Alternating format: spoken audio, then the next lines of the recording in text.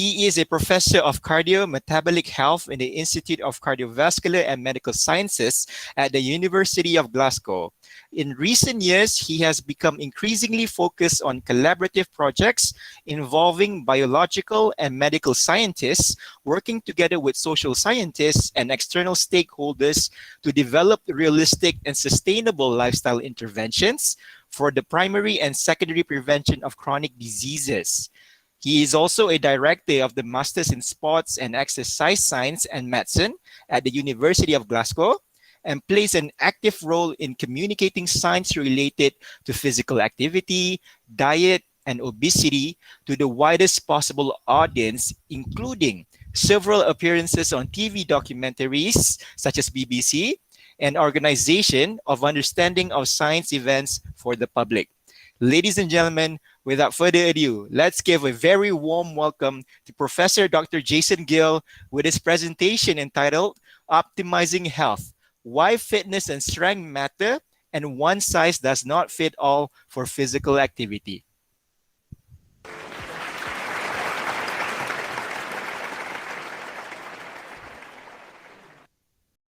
Hello everybody, I'm delighted to be here today to speak to you about the topic of optimizing health, why fitness and strength matter, and one size does not fit all for physical activity. I'm Professor Jason Gill from the University of Glasgow. So I thought I'd kick off by asking the question, how much physical activity do we need to do? And sometimes this is better framed as how little physical activity can we get away with?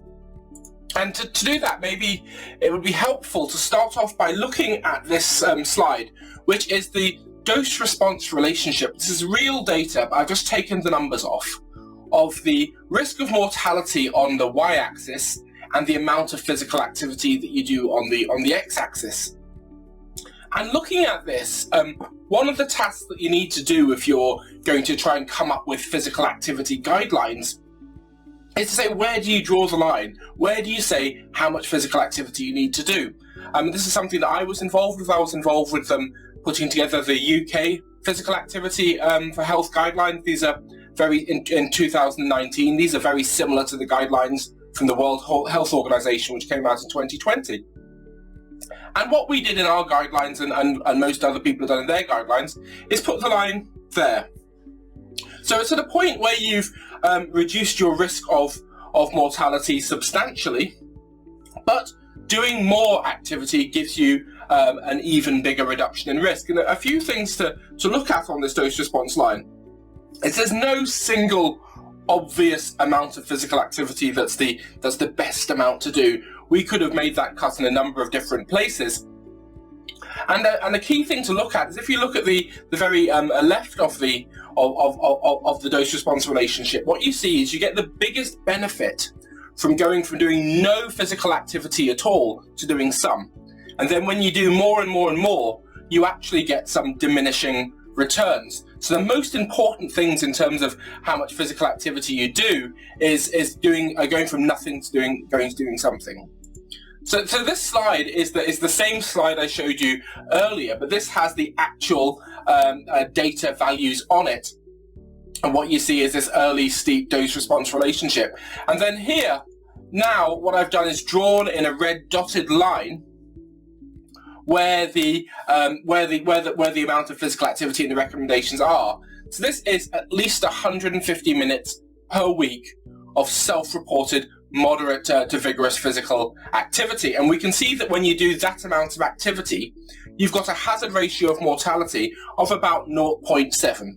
So what that's saying is that people are doing that amount of activity compared to people that are doing nothing have about a 30% lower risk of mortality.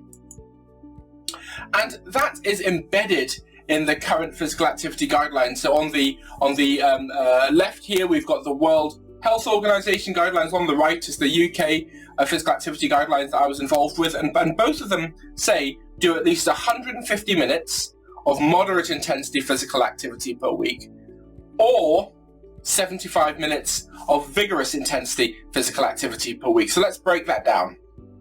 So here, It's 150 to 300 minutes of moderate intensity physical activity, or 75 to 150 minutes of vigorous. So what does that mean?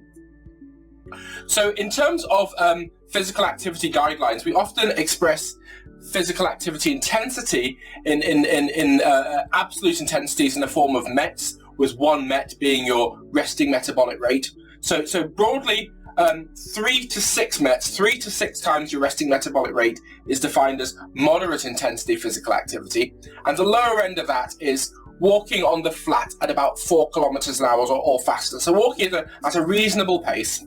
And the rule of thumb when you're looking at what moderate intensity means is using the talk test. So if you're walking alongside with your friend, you can hold a conversation when you're working at that intensity, but you can't sing. Vigorous intensity activities, we generally regard them as being greater than 6 METs. So these are intensities that are higher than moderate, and typically walking uphill, running, going to a gym class, things like that would be classified as vigorous intensity activities. And for these, conversation is difficult. But there are actually 2 other components of physical activity guidelines that are often forgotten. So on the right here, we've got muscle strengthening activities. So doing muscle strengthening activities on at least 2 days of the week. And then the third component at the bottom is limiting the amount of time you spend sedentary or sitting down. And over the course of this talk, we're going to cover each of these 3 components of the physical activity guidelines. So one of the things that we need to consider is actually how we measure physical activity. So in most of the evidence which has been used to come up with the physical activity guidelines, physical activity has been measured by a questionnaire. So a self-reported measure of how much physical activity people do. And if you ask people in a questionnaire how physically active you are, at least in the UK, what you find is about half of the population meet the physical activity guideline for moderate to vigorous physical activity. However, there's other ways that you can measure physical activity, and you can measure it more objectively by using devices called accelerometers. So you get consumer-grade accelerometers like Garmin's and Fitbits and Apple Watches, but you also get research-grade accelerometers which measure your body's accelerations, and you can use that to quantify how active people are. And if you actually measure people's activity using an accelerometer, what you find is less than 10%, at least in the UK, of the guideline of the population meet the physical activity guidelines. So the question is that a concern? Does it matter that less than 10% of the population meet the guidelines? Does it mean that everybody is really not active enough? Well, one of the things that we need to consider is how the measurement of physical activity relates from self-reported and objective measurement, and whether this has an influence on how well you can, the amount of activity you do is related with a relevant health outcome. So what we've got here in this particular slide is data from Carlos Celis Morales, who was a PhD with student working with me at this time. He's now an excellent research fellow. You're going to see quite a lot of his data in this talk. And what he did here in his PhD is he measured physical activity using an accelerometer in about 300 people. Don't worry about the units, they're minutes per day, but doing more is a higher level of physical activity. And on the x-axis, we've got the data in the same people of their self-reported physical activity. And if everybody did what they said they did, the points would lie on this dotted line 45 degrees. And what you see is the points don't lie on that line. They lie on this lower line where people are reporting about 2.5 times as much activity as they're actually doing. And what you see, as well as the points aren't all lying on that line, there's quite a lot of scatter about those points. So people are inconsistently over-reporting how much physical activity they do. So the question is, does this have any implications for the ability of physical activity to look at the effects on factors related to health? And it turns out it does. So what we've got on the right of this panel is on the y-axis triglyceride concentration, so levels of fat in the bloodstream. So high levels of triglyceride are associated with with an increased risk of cardiovascular disease. And what we've got on the x-axis is Q1, Q2, Q3, Q4. So this is the quartiles, or quarters of the population based on the amount of physical activity they're doing. So the bars in black are the quartiles which are determined by accelerometer measured physical activity. And what we see here is a nice dose-response relationship, such that the people who are doing more physical activity have a lower level of triglyceride in the bloodstream. However, if you look at the white bars, which is the people divided into quartiles of physical activity based on the IPAC questionnaire, what you find is there isn't this strong relationship, and there's actually no significant trend there. So what we're seeing is we're only seeing this relationship between physical activity and triglyceride concentrations, which is a risk factor for cardiovascular disease, when we measure physical activity using an accelerometer. And this is because of a phenomenon called regression dilution bias. And what that says is that if you measure something poorly, so for example, measuring the amount of physical activity people do by a questionnaire, you diminish the ability to detect a relationship with an outcome. And this is what we're seeing with physical activity and risk of mortality and cardiovascular disease from questionnaires that we use when we're using to look at base our guidelines on. So let's go back to the slide that I showed you earlier. So this is looking at physical activity measured using a questionnaire, and what you find is doing about 150 minutes of moderate intensity physical activity per week lowers risk of mortality by about 30%. And now if we look at the amount of physical activity you need for the maximum reduction in risk, what we see is you get a maximum reduction in risk of about 40%, so a hazard ratio of 0.6, a 40% reduction. And that occurs when you're doing about 500 minutes of moderate to vigorous physical activity per week. Now, until relatively recently, there haven't been the data measuring physical activity using an accelerometer looking at effects on outcomes such as mortality. And that's because accelerometers haven't been around for all that long. And then when you're doing a study looking at the effect of the association between physical activity and risk of mortality, you need to measure people's physical activity. And then you need to wait long enough that some people die to actually see whether there is a difference between the rate of death in the people who are highly active versus less active. So it takes time for these data to come out. And in 2019, Ulf Ekelund published a meta-analysis in the BMJ from all the available data looking at risk of all-cause mortality and physical activity measured using an accelerometer. So what you're seeing here is the hazard ratio for all-cause mortality on the y-axis. On the x-axis is the amount of physical activity done in minutes per day. And we've got a red dotted line there at the amount of physical activity needed to lower the mortality risk by 30%, so to have a hazard ratio of 0.7. And this, when you objectively measure physical activity, is 5 minutes a day, or 35 minutes per week, in comparison to the 150 minutes per week, or about 20, 22, 23 minutes a day if you're doing it on 7 days a week with the self-report.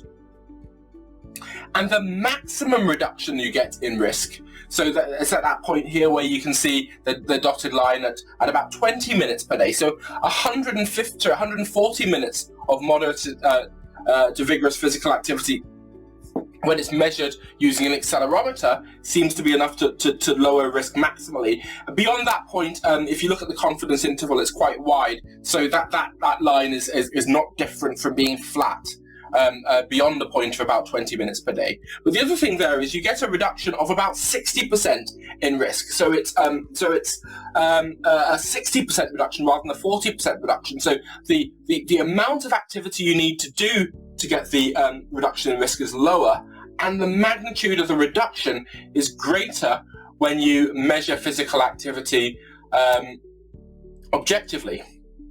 And this is something that I wrote about in a commentary on an article from Tessa Strain, which was published in Nature Medicine last year. The details are there. It's worth having a read of the commentary. It's only 2 pages long, so it won't take a lot of time. But one of the key points was the bit in yellow. So every minute of accelerometer measured physical activity has about a 2.5 times greater benefit in terms of effect on mortality as a minute of self-reported physical activity. So 2.5 minutes of self-reported activity is broadly equivalent to about a minute of objectively measured physical activity using an accelerometer. And I said that the benefits of physical activity may be greater and the levels at which they occur may be lower than we'd previously thought. And that's important in terms of maybe how we prescribe physical activity in the future, because it might be that the messages that we give about physical activity might be you don't need to do 150 minutes per week, but you could do much lower levels of physical activity if you measure it well. That might change the way we do physical activity interventions. So I'm going to shift to talk about football. And one of the things that we find when we try and do interventions to improve health is that often women are much more receptive at these interventions than men, and it's really hard to get men to engage in physical activity intervention. So one of the things that we did in this particular project, which is called Eurofit, was to target men who were supporters of top-level football clubs throughout Europe. So we went to clubs that you will have heard of, clubs like Manchester City and Everton and Arsenal and Benfica and Porto and Feyenoord, Rosenborg. So clubs in 4 countries throughout Europe, 15 clubs.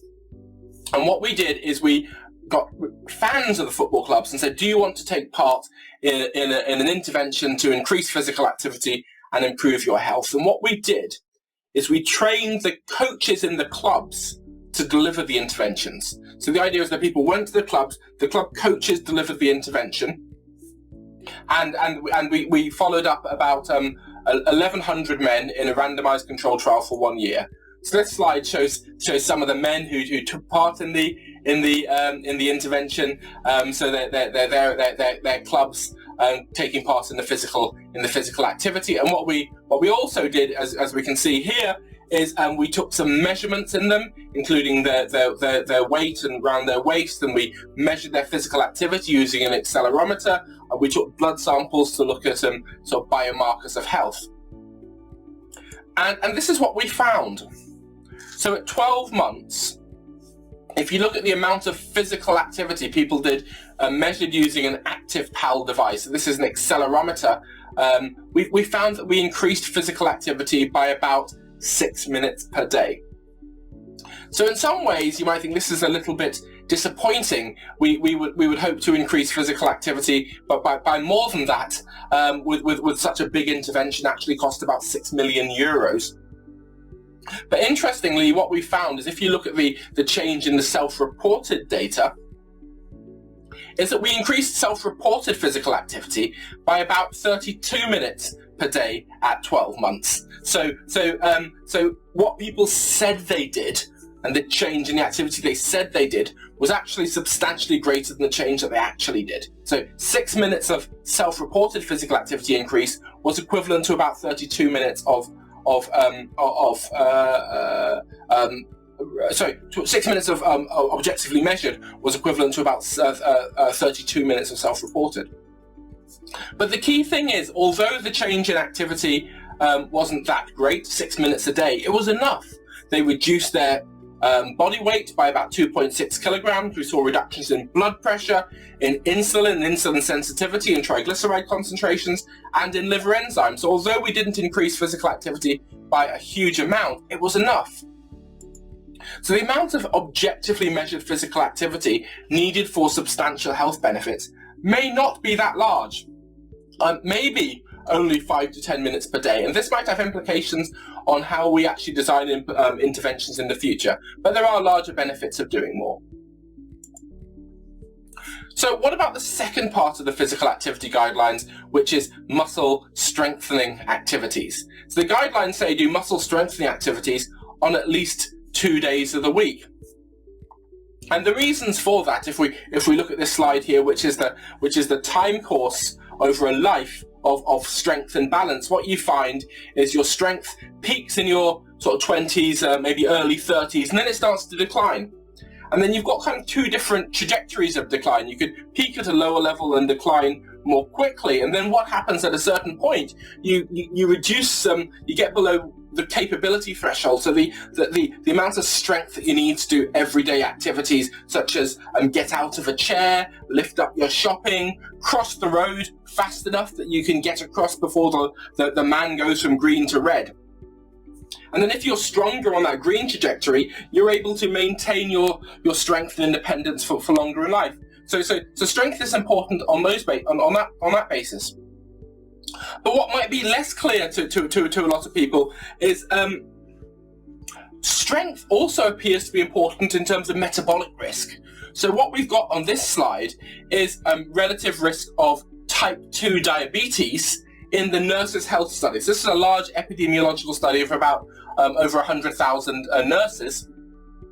And what you've got on the left is the amount of muscle strengthening activities people do per week, and on the right, moderate to vigorous activities. And what we see is that people who engage in more muscle strengthening activities have a lower risk of type 2 diabetes, and people engage in more moderate to vigorous activity have a lower risk of type 2 diabetes. And these two things appear to be separate and additive in terms of risk. And we know that, for example, if you do interventions in people that have type 2 diabetes, and you look at doing physical activity interventions to improve their blood glucose concentrations, that a combination of aerobic and muscle strengthening activities seems to have the biggest overall benefit, even when the overall volume of activity is matched between groups. So another thing that has become clear, so muscle strengthening activity increases strength, and this is some more data from Carlos Celis Morales, which is looking at grip strength and risk of adverse health outcomes. So this is data from UK Biobank, which is a large study in the UK of about 500,000 people. And what they did is had these 500,000 people aged from 37 to 73 at baseline, had a range of measurements made, and then they were followed up over time. And the UK health system is such that you can follow people up using electronic health records to work out whether any adverse outcomes occur. And what you see is if you look at grip strength and risk of mortality from all causes or specific causes, cardiovascular disease, respiratory disease, and cancer, being stronger is associated with lower risk and being less strong is associated with higher risk. So having a 5 kilogram lower strength in women increased risk of all-cause mortality by 20% and in men by 16% and across the board with the specific conditions. But what you also find is that measuring strength actually improves prediction of risk of cardiovascular disease and mortality. So if you go to the doctor, they will use a risk scoring algorithm to work out what your risk of developing cardiovascular disease or mortality in the next 10 years might be, and use that to decide whether to, for example, give you a statin drug to lower your cholesterol. So what they will use in this algorithm is your age, whether you smoke, your body mass index, sex, blood pressure, and whether you have diabetes or not. And what we showed is that if you take those variables and you add grip strength to it, you improve the ability to predict risk of cardiovascular disease and mortality. So going forward in future years, what we might see is that we have a hand grip dynamometer in a general practitioner's a doctor's office. So in addition to measuring your blood pressure and your weight and asking you whether you smoke, they might also measure your grip strength, because that potentially will help predict risk of your future health better than without. But one of the things that we see, I've shown you some data showing that strength is important, but what you find is although about half of the population achieve guidelines for moderate to vigorous physical activity, only about 25% of the population achieve guidelines for muscle strengthening activity. So the question is, how little muscle strengthening activity can we get away with? And this is something that I have a PhD student, Fernanda Gabler, working on, and we did a little piece for a BBC program which appeared earlier in 2021. And what we did with this is we wanted to find out about how little you could get away with muscle strengthening activities, and what the evidence suggests with muscle strengthening activities, if you do more, you get a bigger benefit in strength. But it's not a linear relationship. So you get about 70% of the benefit of muscle strengthening activities from the first session that you do per week. And in terms of number of sets of activity, if you do more sets, you get a bigger benefit. But you get most of the benefit from the first set that you do, with the proviso that you do the set to the point of fatigue. So you lift the weight until you can't lift the weight again. So if you've got a lighter weight, you lift it more times, a heavier weight fewer times, but you do it until you can't do another rep. And so if you do that once per week for each of the major muscle groups, so once for your shoulders, chest, back, sort of core, glutes and your legs, we think that you're going to get a reasonable improvement in strength. And this is one thing that we're doing with Fernanda Gabler, is we've got doing a randomized controlled trial where we're getting people to do one set of exercise for each of the major muscle groups once per week, and people can do it one per day. So they could do press-ups one day, squats another day, or they could do it all in one day, where we're giving the people a choice. When we've developed an app to do this, there is a sign up for the study, but we've just finished recruitment of the study now, and we've got people going through it. So I guess it's watch this space to find out what the results are. But the key thing here is muscle strengthening activities are important for health. Low strength is an important risk factor for adverse health outcomes, and it seems that one set per week per major muscle group may be enough for major health benefits. So I'm going to shift on in the last few minutes to talk about fitness. So fitness is a biological trait, which is your body's ability to use oxygen to do work, and it comes about from the behavior of physical activity, but about half of your fitness is determined by how well you chose your parents. So your genetic factors influence about half of your fitness. So the question is, what's more important for your general health? Is it the amount of physical activity you do, or your level of cardiorespiratory fitness? So there are data from animal models which suggest that if you breed animals, breed rats. I know this is a picture of a mouse, but if you breed rats so they're very, very fit, generation on generation on generation, or you breed the rats who are not very fit and you keep interbreeding them generation. So by sort of 12 or 13 generations in, you've got these super rats and these rats that basically got picked last in PE. And then you look at the effect on mortality. What you see here is in orange, you've got the low capacity rats, and in purple, you've got the high capacity rats. And there's a difference in life expectancy of about 7 months. So being fitter is associated with a lower risk of mortality. Now, the same story is true if we look at humans. So this is data from a very big study done in Copenhagen called the Copenhagen Male Study, where they took about 5,000 men in middle age and measured their fitness, and then they followed them up for 46 years, so nearly half a century, and they basically measured they measured the rate of mortality in the different groups, and we can see this here. So the red line at the top are the men who are the least fit, and you see that their rate of mortality over that 46-year period is faster than the other groups, and the group in blue at the bottom are the most fit. And there's a difference in life expectancy there of about 4.9 years. So the men who are at the top level of fitness in the population lived for about 4.9 years longer than the men who were least fit. And one thing that we've looked at is in UK Biobank, in saying, well, look, if you are fit or less fit, does it matter how much physical activity that you do? And so what we did here is in about 70,000 men in UK Biobank, or so men and women in UK Biobank, they undertook a fitness test, a cyclogometry test to measure their fitness level. And what we did is we divided them into thirds, tertiles of the population for fitness.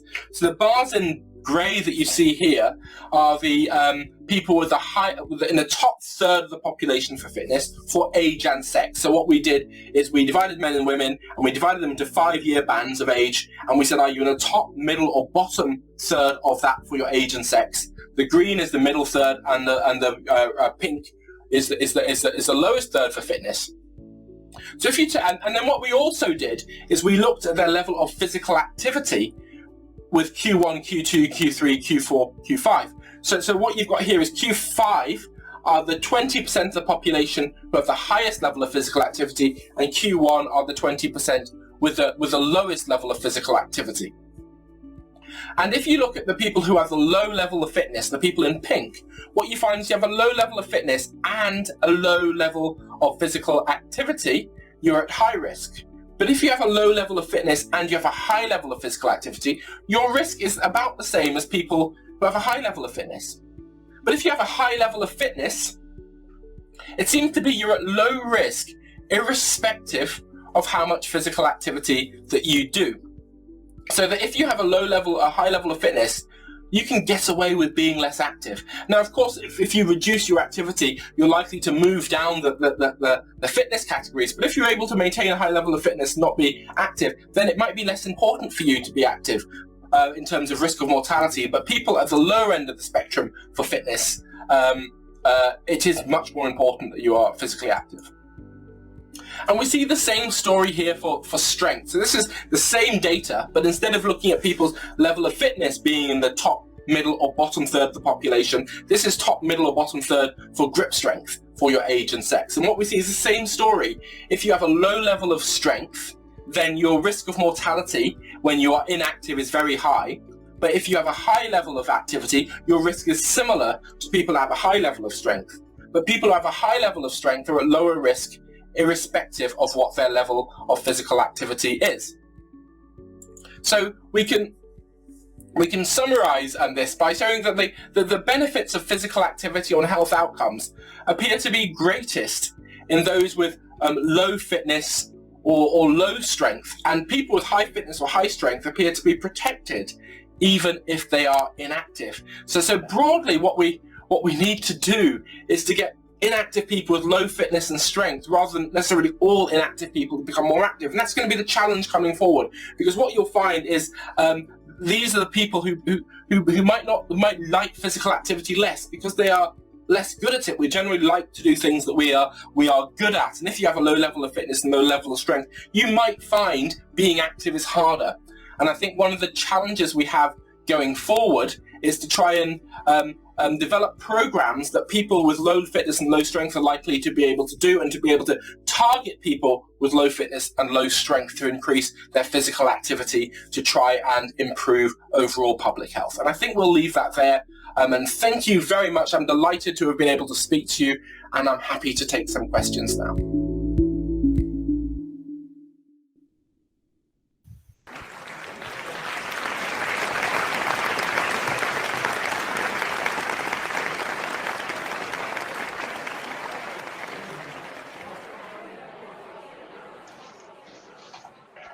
Thank you, Professor Dr. Jason Gill, for the brilliant and interesting presentation. And now I'm going to open the floor for any questions from the audience and invite Professor Jason Gill to address the question. Professor, how are you? I'm good, thank you very much. I'm delighted to be here. I'm sorry I'm in Glasgow and not in sunny Malaysia, but maybe next time. It's fine. How's the weather there? Probably not as good as your weather. It's a bit overcast and raining. That's fine. So, Professor, are you ready to take some questions? Yep, fire away. All right. So perhaps I could start the conversation by a question of my own, Professor. So it's surprising to see that self-reported assessment at 50% shifted to an actual 10% by using an objectified measurement via the accelerometers. Do you feel it's a necessity nowadays to have such technology to measure one's lifestyle and avoid these overestimations or over-reporting? That's a very good question. I think what we find is people are very bad at estimating how much they do. And one of the things they're particularly bad at is estimating sort of the incidental activities of just moving about during the day. So if you go and play a football game or go for a run, you kind of remember it, but all the movements around the day. So I think we've shown that devices are much better at measuring people's physical activity. One of the things now is most people have one of these phones, and they all have accelerometers on them. So most people have a device at which we can measure activity. You can have sort of more fancy things like I've got a Garmin watch on which measures it as well. So I think we probably need to look at what people actually do measured on a device rather than what people what people say they do going forward, and that might mean that we need to do less activity than we often thought we did when we actually measure it properly. Right. So next question in regards to that, in regards to maximum mortality risk reduction, the maximum from 500 minutes a week to 140 minutes a week. That is a very drastic turnaround. And as you say, accelerometers are very, very new to the scene, and evidence like this, has to go through an individual's lifespan, which might take years to observe. Do you think an enforcement should be made to researchers in physical activity to start utilizing objective measures to add to that foundation, observing physical activity and mortality? So I think there's a couple of things there in that. The first is, I think when we're doing observational studies, getting the best measures we can is helpful. So objective measures rather than relying on self-report. Self-report does give you extra information that's important. That's one thing. So self-report isn't useless, because one thing that an accelerometer doesn't generally do is give you context. So if you're trying to design an intervention to get someone to increase their physical activity, you kind of want to know what they're doing at different parts of the day. So whether there's an opportunity at home or in leisure time or in work time. So it's important to know when people are active, and a simple accelerometer on its own doesn't give you that information. Going forward, more sophisticated devices where you use GPS and various other things might be able to give you something about context. But at the moment, the accelerometer tells you how much you're doing, and a self-report can give you context. So I think these two things can be used together. And they give you different complementary information. So at the moment, I suggest we use both. And you use the accelerometer to get the total amounts, and use the questionnaire to help with the context. The other thing that I think is important is when we're designing interventions is maybe to consider interventions because often you say, well, you do an intervention which is based on current physical activity guidelines, doing 30 minutes of moderate intensity activity per day, something like that.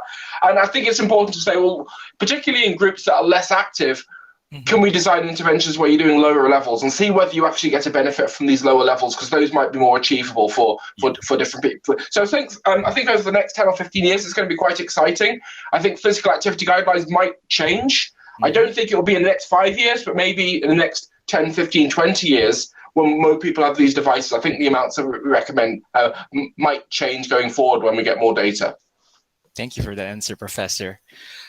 Next question. In the reflex study, you've utilized drop sets or resistant exercise, one set to the point of fatigue. As the study is currently ongoing, from your raw observation, did you find any significant strength gains within the first 4 weeks, let's say? Okay, so we haven't looked at it because it's a randomized controlled trial, and we don't look at the data that's all been collected. So you're going to have to wait, I'm afraid, to see what's happening. I mean, other evidence suggests that one set to fatigue gives you quite a substantial benefit. You do get more from doing more, but you get sort of 2/3, 70-75% of the benefit from the first set that you do. So in short, we don't know the answer, because in a randomized controlled trial, you don't get unblinded till the end. Right. Thank you for that.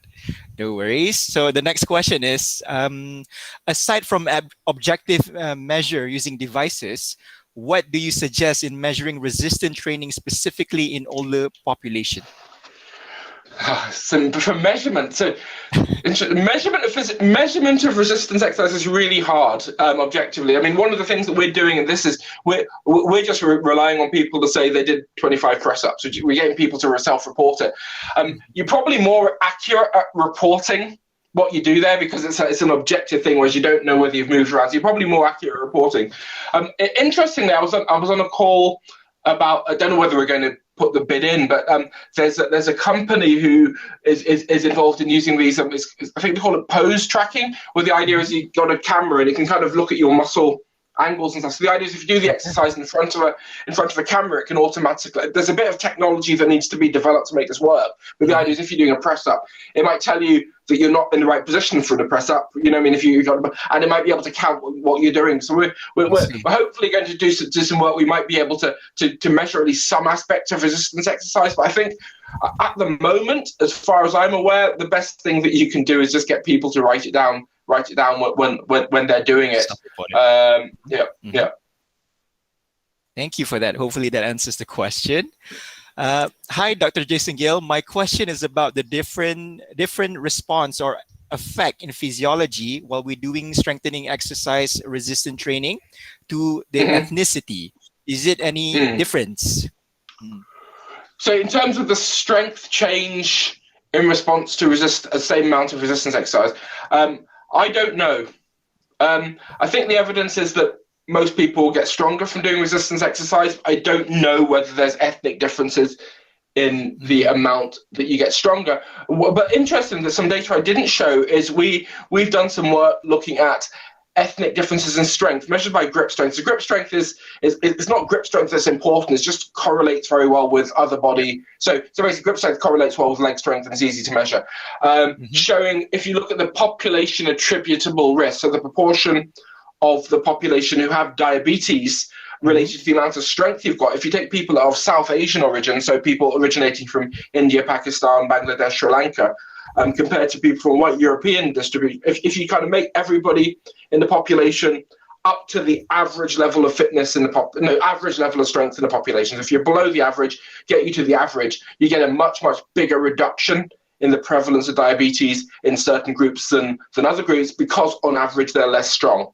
So there might be differences in the relative importance of muscle strengthening activities in different groups, depending on what their average strength is in that population. But in terms of how much muscle strengthening activities improve strength, actually saying that, we've got a little bit of pilot data looking at South Asians versus Europeans, and they seem to improve strength the same amount in response to the same strength training intervention. Brilliant. All right, maybe one more question. Obviously, we can't choose our parents in demanding fitness-related genes. For those who are categorized as having low fitness and low physical activity at the end of the spectrum, as was shown in the Salas-Morales study, can they get to Q5 level of physical activity just by doing what is recommended, which is the 5 to 10 minutes a day of moderate to vigorous physical activity? And if they have low strength, professor, and low physical activity, again, to get to that Q5, is one set of exercise to fatigue sufficient?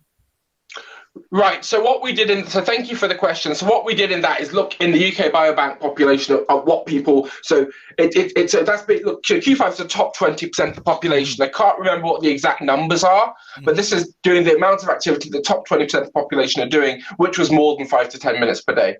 So to get to that point of very, very low risk, it's likely to need to be more than that. But what you saw is there was this dose-response relationship. So every bit that you did gave you a reduction. That's to get the maximal reduction. You need to do a lot. But even if you don't do that, you get reductions as you move down. So I saw Farah Fozy asked a question. So maybe ask her. She was used to my PhD student. So let's hear from Farah. Right. So I think she asked a question in the chat. Hi, What Jason. Hi, Farah. All right, Good. Fozy. Can I read out your questions? So, hi, Professor Gill. Love the talk. Can you get away with being overweight but fit? Will lean, less fit, or less stronger individuals fare better than overweight, fitter, stronger individuals? Yeah, so thanks, Farah. That's a really good question. I think the evidence suggests that your body weight, your level of adiposity, and how fit and active you are almost orthogonal. So they're both risk factors. So if you are high BMI and inactive, you're at high risk, and you can reduce your risk by reducing your weight and by increasing your level of physical activity. What the evidence suggests is if you are obese and active, you are still at higher risk than somebody who is normal weight. So you do get a benefit. So even if you don't lose weight, you do get a benefit, but you would get more if you lost the weight as well. The other thing that's important with physical activity is if you just look at the scales, so just weigh yourself on scales, you're not getting the full story, because what we know that physical activity changes body composition. So even if Bob Ross did a nice paper on this maybe 15 years ago, where you got people to do exercise an hour a day coming into the lab for 3 months, but they got them to eat more food, so they lost 0 weight. So basically, they're doing 3 months of exercise, a lot of exercise, and losing 0 weight. And when they put them in an MRI scanner to look at the fat loss, what happens is they lost a substantial amount of fat, and particularly a substantial amount of visceral fat, which is the fat on the inside that we think is particularly bad. And there's other evidence to suggest that exercise can help you lose the amount of liver fat, and liver fat is particularly important for sort of pushing someone over the threshold into diabetes. So even though you don't change your weight, you are actually reducing your adiposity from being more active. So I'd say that we need to consider both of them, and I don't like the argument saying, well, if you're as active as possible, it doesn't matter how heavy you are. I think they're both important. Brilliant. Perhaps we can take a few more questions if you're okay with that, Prof. All right. Hi, Farah. She's turned the camera on. So a question from Nurul Afika Baka. Is there any challenges in differentiating physically active and spending more time upright using accelerometer? Yeah, so the eagle-eyed of you said there was 3 parts to my talk, and I only did 2 because I ran out of time when I did the recording. So the evidence with sitting. So there's people who say sitting too much might be bad for you. I think the evidence with sitting is up to 9 hours a day of sitting probably isn't associated with any increase in risk. It's only when you're beyond that.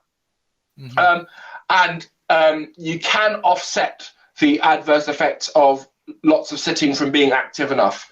In terms of standing, we've done some studies, and others have done too, which suggest that static standing probably isn't sufficient.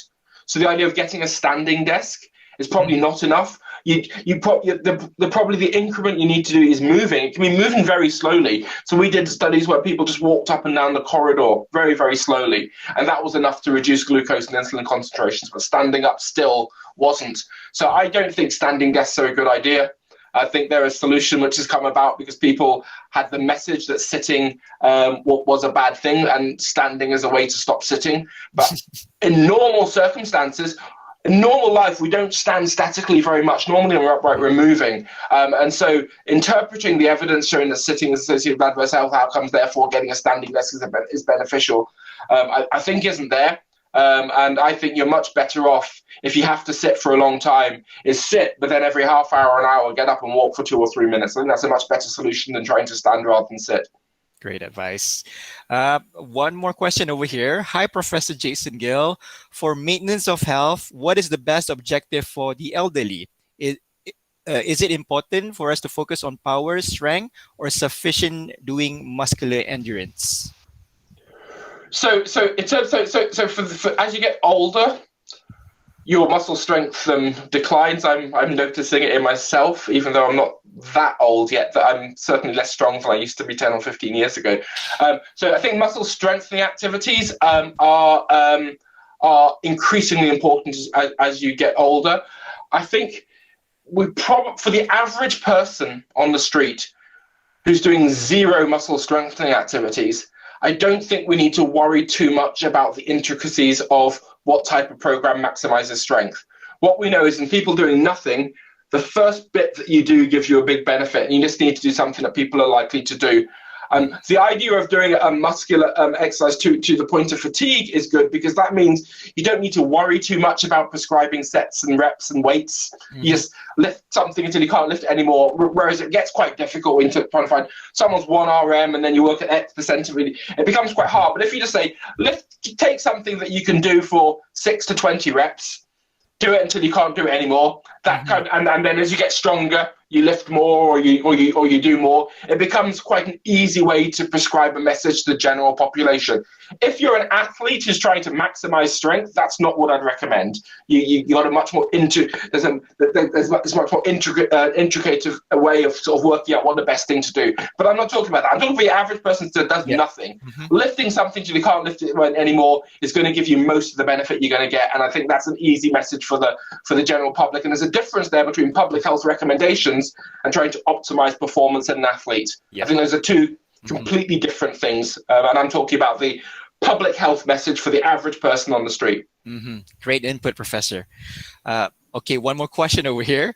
Hi, Doctor. Malaysia is now shifting to obese population and aging population. What approach or precaution measure that we can do to promote active lifestyle?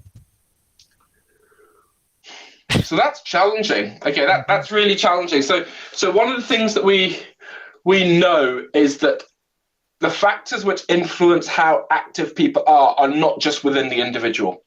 So in the socio-ecological model, so they're influenced by things within the individual, things within your social context and family, things in the environmental infrastructure, things in what people do, whether there is policies which make. So I think what we need to do is, if you're going to try and shift the population's levels of physical activity and change population levels of obesity, you need to intervene on multiple levels, including government infrastructure, social and individual level type intervention. It's going to be a combination of the two.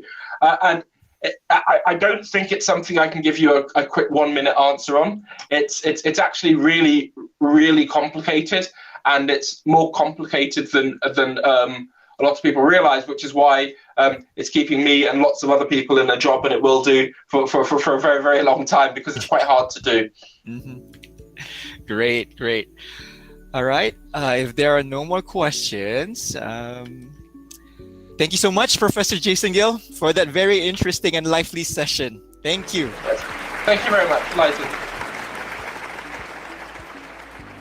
And again, we also thank you for taking the time to share with us your research work revolving around physical activity. Again, it is much appreciated. Thank you. Thank you. So to our audiences, the conference's final parallel session number 6 is still going on as we speak until 4:35 p.m. So do come and join in the sessions, as there are more interesting presentations lining up. You can refer to the conference's program book to see which room would be of interest, and it includes the Google Meet link towards the respective sessions. And later at 4:45 p.m., we will meet up again for the award ceremony, as well as the closing remarks from the Dean of the Faculty of Sports Science and Recreation, Professor Mohad Anizu. And with that, we will have a short break. Thank you for your attention, and thank you again to our speakers, and we'll see you soon.